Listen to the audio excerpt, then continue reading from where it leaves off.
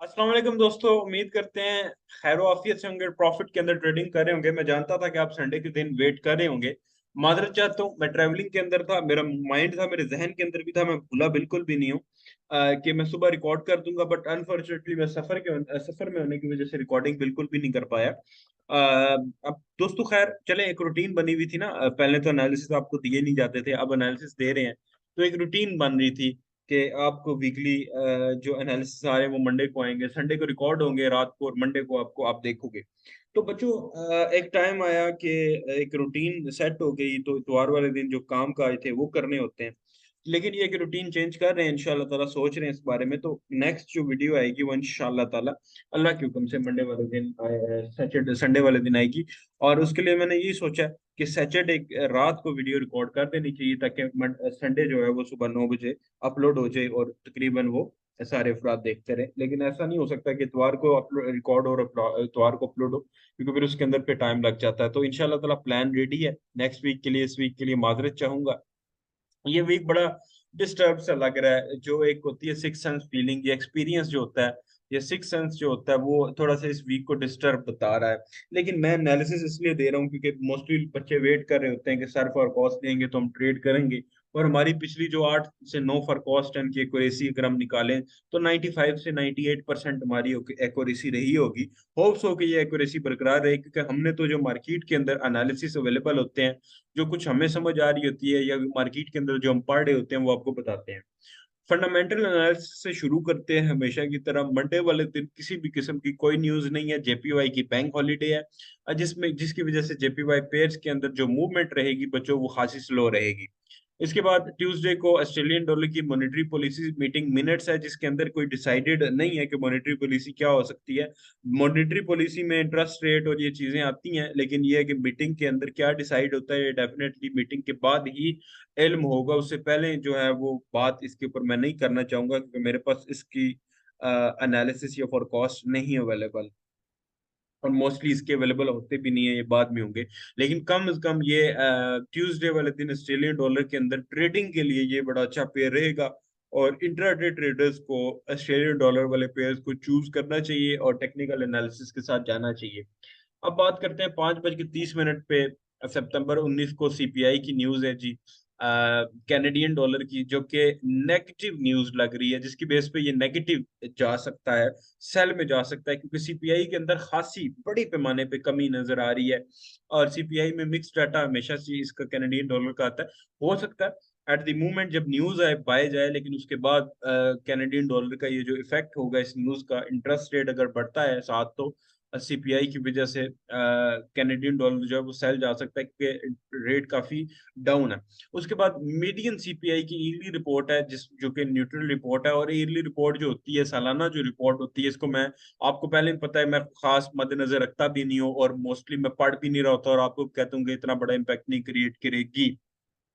सो CPI की news currency के लिए पॉजिटिव हो सकती है, एज वेल एज न्यूज के टाइम पे जो 25-30 सेकंड होते हैं उसमें नेगेटिव भी हो सकती है। लेकिन ये एक पॉजिटिव न्यूज है सीपीआई के लिए।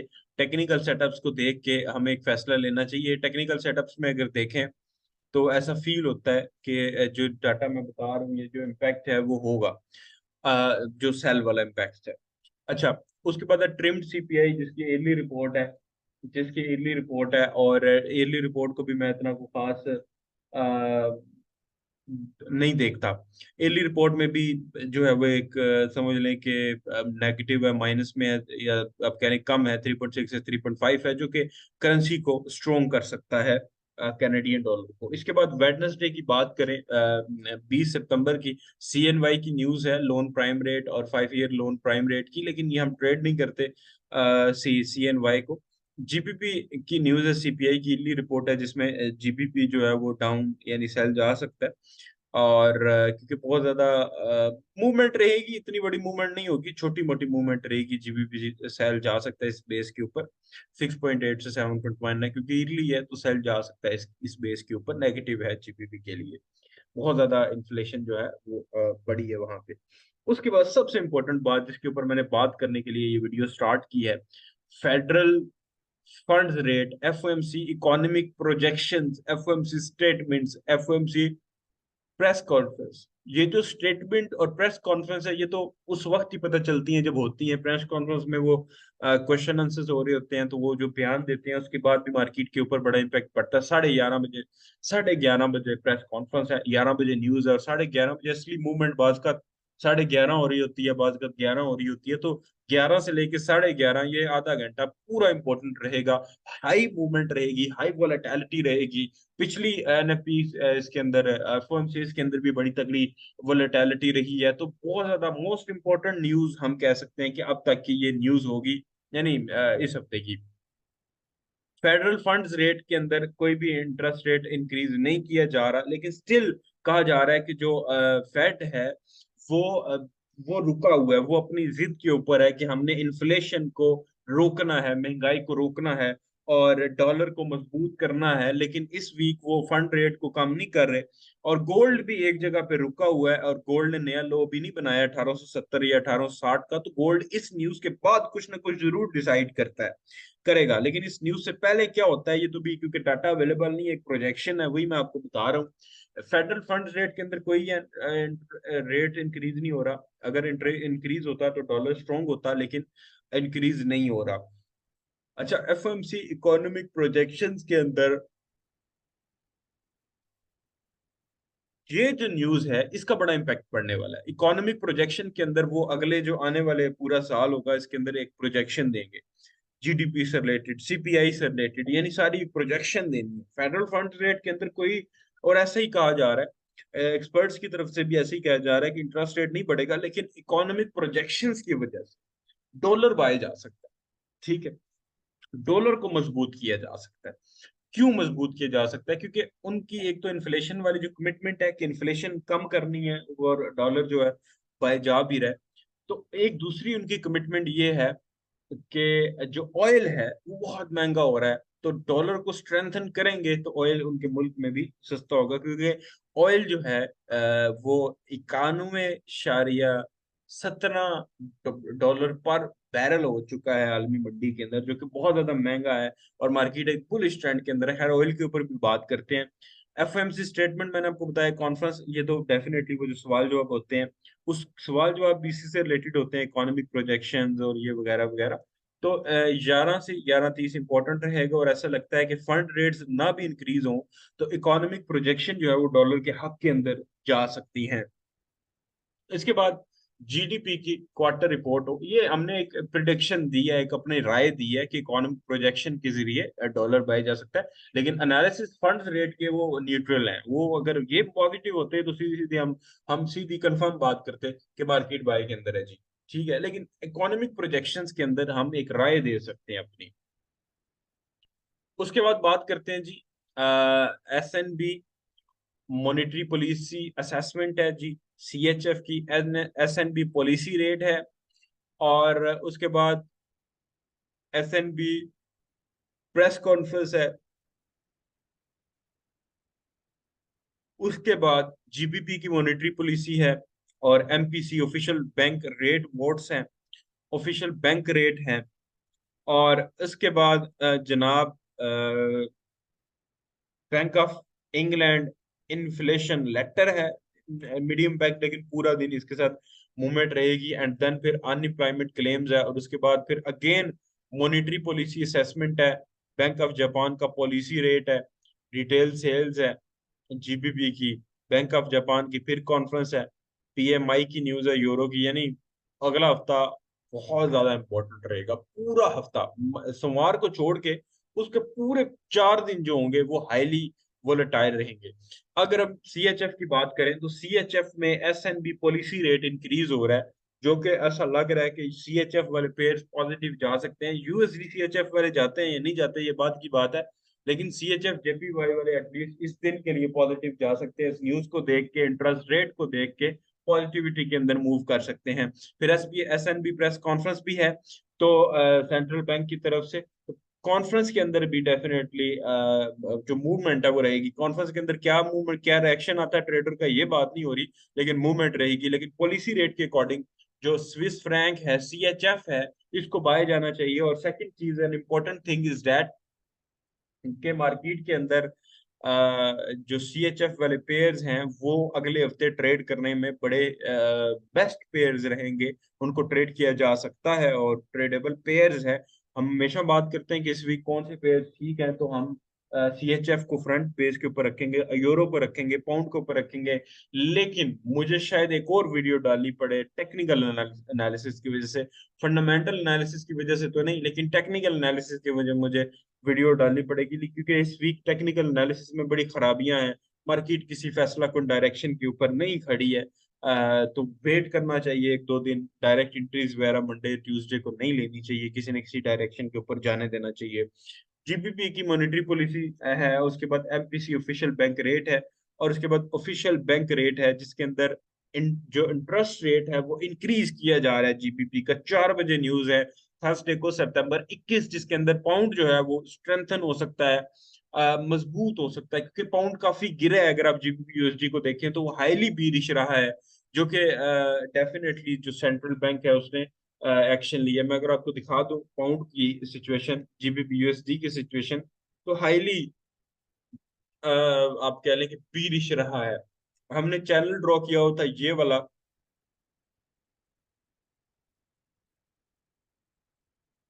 यहां से ये चैनल हमने ड्रॉ किया था, इसका मैं भी ट्रेंड लाइन दिखा, इसका ब्रेकआउट हुआ और मार्केट एक साइडवेज में चली गई। लास्ट वीक क्या हुआ, बिल्कुल हमारी जो थी प्रेडिक्शन उसके अकॉर्डिंग मार्केट थोड़ा बाय गई, उसके बाद साइडवे ट्रेंड में गई और साइडवे ट्रेंड का ब्रेकआउट हुआ, रीटेस्ट हुआ और मार्केट अब सेल के अंदर है। तो फैसला कुन मराहिल के ऊपर नहीं है, टेक्निकली बड़ी डिस्टर्ब है। लेकिन जिस तरह ये इंटरेस्ट रेट बढ़ता है तो उसकी उस इंटरेस्ट रेट के ऊपर एंट्री जरूर ली जा सकती है। लेकिन H4 के ऊपर एक सेटअप अवेलेबल है, वो ये वाला, ये एटलीस्ट ये जो चैनल है ना, इसके ऊपर एंट्री जरूर ली जा सकती है। ये सपोज करें मार्केट कम से कम मिनिमम भी इस एरिया को, ये जो ऊपर वाली रेजिस्टेंस थी या ये जो TL है, यानी दोनों इकट्ठे ऑलमोस्ट लेवल बनते हैं, इनको ब्रेक करे और ये कम से कम अगर पिप्स में कैलकुलेट किया जाए तो मार्केट अभी खड़ी है जनाब 800 के ऊपर, 23,800, और ब्रेकआउट जाके 100 पिप्स के बाद जाके बनता है। उसके बाद जो ट्रेंड है वो रिवर्सल का सामना कर सकता है इस इंटरेस्ट रेट का। ये फर्क जरूर पड़ सकता है कि GBP जो है वो स्ट्रॉन्ग हो सकता है, लेकिन एंट्री जो है वो इंट्राडे में नहीं अवेलेबल। H4 स्विंग ट्रेडिंग की तरफ आना पड़ेगा, और वो भी इसका अपवर्ड ब्रेकआउट के बाद हम जो जो है GBP USD के अंदर एंट्री ले सकेंगे। उसके बाद है अनएम्प्लॉयमेंट क्लेम्स, क्योंकि अच्छी न्यूज है, इम्पैक्टफुल न्यूज है। अनएम्प्लॉयमेंट क्लेम्स के अंदर बड़ा डाटा जो कि डॉलर के लिए नेगेटिव डाटा है, लेकिन इतना ज्यादा नेगेटिव नहीं है फॉरकास्ट के अकॉर्डिंग, और मैं पूरा यकीन है कि जो फॉरकास्ट दी गई है इसके अकॉर्डिंग डाटा आएगा भी नहीं। है ये नेगेटिव डाटा डॉलर के लिए, स्लाइटली नेगेटिव है, थोड़ा सा मामूली सा आप कह लेंगे नेगेटिव है, लेकिन ये न्यूज इम्पैक्ट जरूर क्रिएट करती है मार्केट के अंदर। अब फ्राइडे की बात की जाए तो फ्राइडे को जापानीज येन की मॉनेटरी पॉलिसी स्टेटमेंट है, बैंक ऑफ जापान का पॉलिसी रेट है। अब अगर मैं आपको JPY की सिचुएशन दिखाऊं, JPY की ओवरऑल, हम अगर जापान करेंसी इंडेक्स को देखें, ओवरऑल अगर आप इसकी पोजीशन देखो तो एक साइड वे की कैफियत के अंदर है और सेल के अंदर है, और जो GBP JPY वगैरह हैं वो बाय के अंदर है। तो आपको GBP JPY और यूरो JPY के सारे एनालिसिस इस JPY इंडेक्स के ऊपर ही मिलेंगे। और ये जो न्यूज होगी जिसके अंदर अभी तक वो कह रहे हैं कि इंटरेस्ट रेट के अंदर कोई चेंज नहीं है, ये देखें आप, वो कह रहे हैं कि जापानीज येन जो है इसके अंदर इंटरेस्ट रेट के अंदर कोई भी किसी भी किस्म का चेंज जो है वो नहीं है। ठीक है, तो अब चेंज नहीं है तो स्ट्रेंथन नहीं होगा, बाय नहीं जाएगा। लेकिन अगर बैंक ऑफ जापान जो है वो इंटरेस्ट रेट बढ़ाता है, बल्कि उन्होंने माइनस में किया हुआ इंटरेस्ट रेट, जिसकी वजह से जापानीज येन जो है वो धड़ूम गिरा और GBP JPY और यूरो JPY के पेयर्स बाय गए। तो ये इंटरेस्ट वाली न्यूज, इससे पहले GBP का भी जो एनालिसिस करने हैं वो फजूल होंगे। टेक्निकल एनालिसिस इस न्यूज से पहले GBP JPY के एनालिसिस, टेक्निकल एनालिसिस करने फजूल चीज होगी। मैं इसलिए कह रहा था कि टेक्निकल एनालिसिस के लिए शायद मुझे एक और वीडियो बनानी पड़े, मैं बार बार रिपीट कर रहा हूँ, क्योंकि टेक्निकल में ना मार्केट फैसला कुन मराहिल के ऊपर नहीं है, मार्केट मिड में खड़ी है। तो जापानीज येन में मुझे लगता है कि न्यूज के बाद अगर आपको जो चीज देखनी चाहिए, क्योंकि न्यूज में वो कह रहे हैं हम इंटरेस्ट रेट नहीं बढ़ा रहे, ठीक है, अगर जापानीज येन इस साइडवे ट्रेंड को अपवर्ड की तरफ यहाँ पे ब्रेकआउट कर जाता है, ठीक है, अपवर्ड ब्रेकआउट कर जाता है इस लेवल का, या अगर मार्केट, अगर आप ये देखें तो ये टीएलपी फॉलो कर रही है, अपवर्ड से, डाउनवर्ड से नहीं कर रही, ऐसा लग रहा है कि वो डिसेंडिंग ट्रायंगल बनाया हुआ है मार्केट के अंदर, मार्केट ने, ऐसा फील होता है, खास करके अगर आप इन लेवल्स को देखें तो बिल्कुल क्लियर फील होता है कि मार्केट ने डिसेंडिंग ट्रायंगल बनाया हुआ है। तो डिसेंडिंग ट्रायंगल, खैर चलें, मार्केट का हक है बनाना। डिसेंडिंग ट्रायंगल की भी बात करें तो अगर जेपीवाई इंडेक्स जो है वो अपवर्ड ब्रेकआउट करता है इस तरफ, तो देन जीबीपी जेपीवाई डाउन जाएगा, आपको जहां पे सेल की एंट्री मिली आपने ले लेनी है। ये न्यूज की बात करें, न्यूज अगर अगेंस्ट आती है तो ये नीचे ब्रेक कर देगा, मजीद जीबीपी जेपीवाई बाय जाएगा। इस न्यूज के बाद अगले हफ्ते आप जीबीपी जेपीवाई के अंदर घुसने का फैसला कीजिएगा, ये मेरा आपको मशवरा है। उसके बाद है जी पॉलिसी रेट हो गया, रिटेल सेल्स मंथली रिपोर्ट, जो कि जीबीपी के हक के अंदर है। दूसरी न्यूज भी जीबीपी के हक के अंदर, ये भी जीबीपी के हक के अंदर। तो मैंने जो सेटअप बताया है, और इंट्रा डे पे भी देखिएगा कुछ ना कुछ सपोर्ट रेजिस्टेंस ट्रेंड लाइन जरूर बन जाएगी, हो सकता है इंट्रा डे पे भी आपको एंट्री मिल जाए। अब जरा बैंक ऑफ जापान की प्रेस कॉन्फ्रेंस है, इसके अंदर भी मूवमेंट, यानी जेपीवाई में ये अगर इंडेक्स ऊपर ब्रेक कर गया, पहले तो न्यूज है इंटरेस्ट रेट की, अगर वो न्यूज गलत आती है, लाइक इंटरेस्ट रेट ये बढ़ाते हैं, तो फिर तो वो ऊपर जाएगा। और फिर प्रेस कॉन्फ्रेंस है तो ऊपर ब्रेकआउट कर गया तो जेपीवाई को हम सेल करेंगे, लेकिन इस न्यूज के बाद फैसला करेंगे। फिर जी यूरो की फ्रेंच फ्लैश मैन्युफैक्चरिंग पीएमआई है, fresh French flash services PMI है। उसके बाद है जनाब जर्मन फ्लैश मैन्युफैक्चरिंग पीएमआई। उसके बाद जनाब है जर्मन फ्लैश सर्विसेज पीएमआई, और जीबीपी की फ्लैश मैन्युफैक्चरिंग पीएमआई, और फ्लैश सर्विसेज पीएमआई। अगर यूरो में फ्रेंच फ्लैश मैन्युफैक्चरिंग पीएमआई देखें तो ये पॉजिटिव डाटा है, और फ्लैश सर्विसेज देखें तो ये न्यूट्रल डाटा है। इस तरह जर्मन फ्लैश मैन्युफैक्चरिंग पीएमआई देखें तो ये पॉजिटिव डाटा है। जर्मन फ्लैश सर्विसेज पीएमआई देखें तो ये स्लाइटली नेगेटिव, जो कि बहुत कम इम्पैक्ट के साथ नेगेटिव डाटा है, छोटा सा एक न्यूज नेगेटिव हो गई। फ्लैश मैन्युफैक्चरिंग पीएमआई की मीडियम इम्पैक्ट न्यूज है जो कि पॉजिटिव है। और अगली ही मीडियम इम्पैक्ट न्यूज जो एक वजह है फ्लैश सर्विसेज पीएमआई, मैं इन मीडियम इम्पैक्ट न्यूज़ की बात कर रहा हूँ, वो जो है वो आप कह लें कि स्लाइटली इन न्यूज़ की बात करूँ, ठीक है, पहले मैंने इनका जिक्र किया है, इनका इनका इनका, अब इनकी, ये मीडियम इम्पैक्ट है और ये स्लाइटली नेगेटिव है। तो दो न्यूज़ नेगेटिव हो गई हैं, और तकरीबन एक, दो, तीन, तीन न्यूज़ पॉजिटिव हैं, एक न्यूट्रल है। So I will go with euro, कि यूरो भी मूवमेंट करेगा एंड बाय की तरफ मूव कर सकता है, बट यूरो के ऊपर, यूरो यूएसडी के अंदर तो कोई सेटअप अवेलेबल नहीं है। जीबीपी फ्लैश मैन्युफैक्चरिंग पीएमआई के अंदर जीबीपी अगेन मजबूत हो रहा है, एंड जीबीपी सर्विसेज पीएमआई के अंदर जीबीपी नेगेटिव रहा है। तो मेरे ख्याल में ये जो फ्लैश सर्विसेज की न्यूज होगी और ये फ्लैश मैन्युफैक्चरिंग की, ये न्यूट्रल न्यूज ही रहेगी, यानी इम्पैक्ट होगा, इतना बड़ा इम्पैक्ट नहीं होगा, लाइक सही वाला, तगड़ा वाला। उसके बाद फ्लैश मैन्युफैक्चरिंग पीएमआई है डॉलर की 47.9, यानी न्यूट्रल। और फ्लैश सर्विसेज पीएम जो है ये वो नेगेटिव पॉजिटिव में है, डॉलर की जो आखिरी न्यूज। बहुत लंबी वीडियो बन रही है। जेपीओ इंडेक्स का मैंने बता दिया, मैं आपको यूएस ऑयल का बताना चाहूंगा। बच्चों क्या करें जी, मैं आप लोगों के लिए बैठा हूँ, क्योंकि ये वीक बहुत कंफ्यूजिंग था, बहुत लॉस करना था आप लोगों ने। मैंने कहा एक कोई डायरेक्शन तो दूं ना जी, आपको कुछ ना कुछ तो बताऊं। हालांकि इस तरह की मार्केट में मैं थोड़ा अवॉइड करता हूँ, तो मुझे ऑयल जो है मजीद बाय जाता हुआ नजर आ रहा है इंटरनेशनल मार्केट के अंदर। ऑयल की जो मूवमेंट है वो बाय की तरफ जाती हुई नजर आ रही है। ऑयल मुझे, आप कह लें कि बाय नजर आ रहा है, क्योंकि ऑयल ने फर्स्ट पहले इस टीएल के एंगल का ब्रेकआउट किया हुआ है, इस टीएल के एंगल का। और मार्केट जो है कुछ इस तरीके के ट्रेंड के अंदर चल रही है, ठीक है, हाई, हायर लो, एंड अभी higher high, higher low, higher high, higher, higher low, higher high, तो मुझे बाय जाता हुआ नजर आ रहा है। और अगर बाय मार्केट इससे ऊपर निकल गई है तो देन अबव मार्केट का जो टारगेट होगा वो इससे भी, यानी अगर मार्केट इसको ब्रेकआउट कर जाती है तो अगला टारगेट मैं जो देख रहा हूँ वो मिनिमम मिनिमम भी ये एरिया होगा, लाइक ये 114, यानी ऑयल तारीखी महंगा होगा, यानी काफी हद तक ऑयल जो है वो महंगा होने जा रहा है आलमी मार्केट के अंदर, क्योंकि जो ट्रेंड है वो इस तरीके से चलने वाला है। ये ट्रेंड लाइन लगाओ तो आपको शायद एंट्री पॉइंट भी इस ट्रेंड लाइन के अंदर मिल जाए, कि मार्केट हायर हाई के ऊपर है, जब हायर लो पे आएगी तो शायद आपको कोई ना कोई एग्जैक्ट एंट्री पॉइंट के अंदर भी मदद मिल जाए। इंट्राडे की बात करें तो इंट्राडे में हमारे पास कुछ ना कुछ जरूर अवेलेबल होता है। इंट्राडे के अंदर मैं कहूंगा कि मार्केट जो है वो अभी इस चैनल के अंदर घूम रही है, और मार्केट को इस चैनल के अंदर घूमते देना चाहिए। लॉन्ग टर्म के अंदर अगर ऑयल की प्रोडिक्शन आप मेरे से पूछो तो ऑयल बाइंग के अंदर है, और इस चैनल का ब्रेकआउट करेगा तो आप इंट्राडे बाइंग कर सकते हो। एग्जो यूएसडी की बात की जाए, एग्जो यूएसडी बड़े ही फैसला कुन मराहल के ऊपर था, फिर जनाब सेल ट्रेंड में कन्वर्ट हुआ, H4 के अंदर बीरिश फ्लैग बना, ये वाला H4 के अंदर बीरिश फ्लैग बना, गोल्ड जो है वो काफी हद तक सेल गया, उसके बाद अगेन स्पाइक मार के बाय आ गया। मैं जो एरिया देख रहा हूँ, जो एरिया H1 वाला एरिया जो मैंने लास्ट वीक बताया था, इस एरिया से गोल्ड मुझे ऊपर जाता हुआ नजर नहीं आ रहा।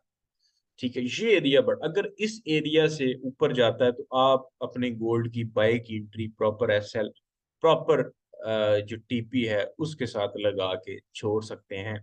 कहाँ तक छोड़ सकते हैं, मिनिमम भी मैं आपको ये वाला लेवल दूंगा कि अगर मार्केट इन लेवल्स को तोड़ती है, ठीक है, क्योंकि इसके अलावा कोई और सेटअप अवेलेबल नहीं है, कि ये टीएल का एंगल था, इसको मार्केट ने ब्रेकआउट कर दिया और बाय जा रही है।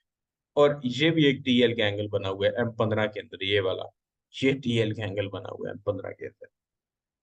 सो मुझे ऐसा फील होता है कि मार्केट इससे अबव जाती है तो आप एक बाइंग की तरफ इशारा होगा।